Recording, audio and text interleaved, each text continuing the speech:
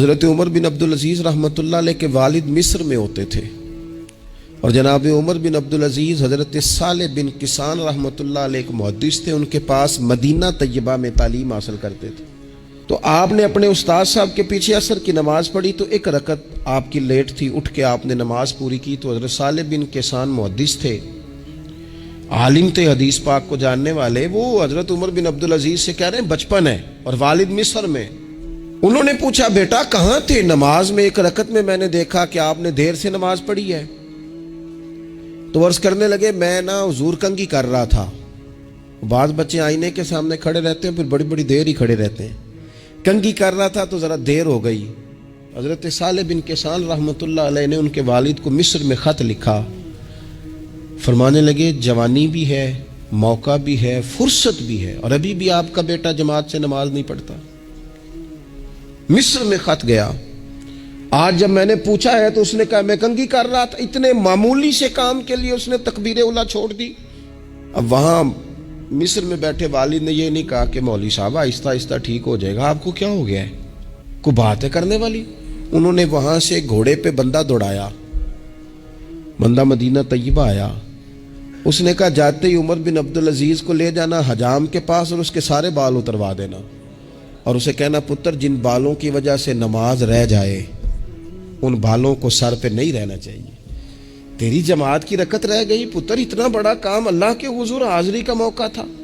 پھر اس کا ریزلٹ کیا نکلا؟ حضرت عمر بن عبدالعزیز بادشاہ بنے۔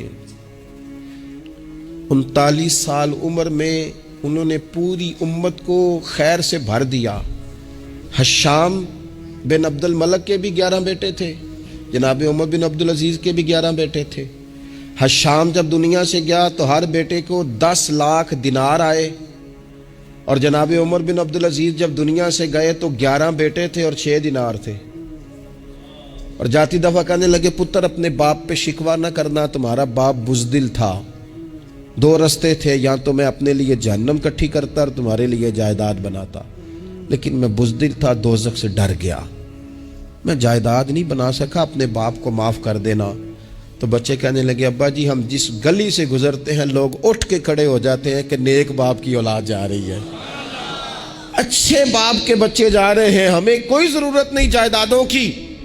وہ شخص جو یہ بیان کرتا ہے نا کہ 6 دینار چھوڑ گئے تھے، وہ کچھ کفن دفن پہ لگ گئے، کچھ اور کسی کام لگ گئے، 6 دینار کل بچے بچوں کے پاس، 11 بیٹوں کے پاس۔ لیکن وہ شخص کہتا ہے وہ جو 10 لاکھ دینار حشام بن عبد الملک کے بچوں کو آئے تھے، وہ مسجدوں کے سامنے بھیک مانگا کرتے تھے، کیونکہ جب بچوں کو بنا اس طرح کا دیا گیا کہ کھانے میں پینے میں موج میں اڑا دیا مال، اور یہ جو 6 دینار 11 بیٹوں کو دے کے گیا، رب نے اتنی برکت دی کہ ایک ایک بیٹا ایک ایک وقت میں 100 گھوڑے مال کے بھرے ہوئے رب کے رستے میں خیرات فرمایا کرتے۔ اصل دولت اولاد ہے، اصل دولت اس کا اخلاق ہے، اصل دولت اولاد کی اخلاقی تربیت ہے۔ ایسا نہ ہو کہ مال کمانے کے چکر میں اصل دولت سے ہاتھ دھو بیٹھے، ایسا نہ ہو کہ بینک پیسوں سے بھر جائے اور ہماری اولاد ہاتھوں سے نکل جائے، ایسا نہ ہو کہ ہم نے یاروں کو ٹائم دے دے کے تو بڑی دور نکل گئے ہم، لیکن ہمارے بچے کے ذہن میں چند سوالات تھے، ہم انہیں مطمئن نہیں کر سکے، ہم نے نوکروں کے ذمہ ڈال دیا، فلانے کے ذمہ ڈال دیا، چچا کے ذمہ ڈال دیا، وقت نہیں دیا، ٹائم نہیں دیا۔